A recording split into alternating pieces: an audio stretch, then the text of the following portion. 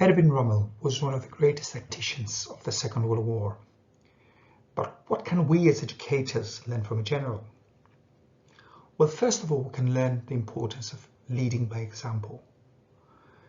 You shouldn't ask your students to do something that you cannot do or won't do yourself. Another thing is the idea of leading from the front. You cannot teach effectively when you're teaching behind a desk. You need to get close to the students and circulate among them.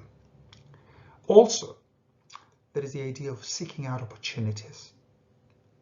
Sometimes the best things that happen in class happen by accident.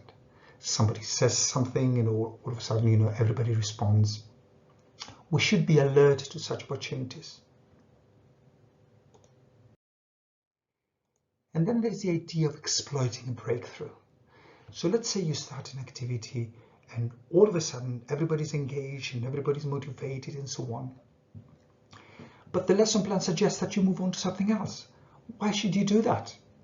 We should be flexible and exploit such opportunities and make the most of them.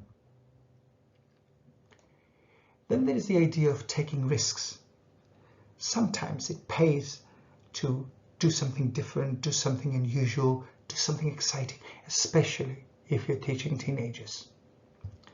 And finally, there is the idea of ignoring orders. Now, I'm not suggesting here that you should ignore what your supervisor tells you.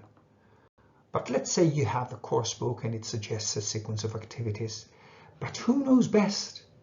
You are the local commander. You know your class. You know your students. You should be able to trust your judgment.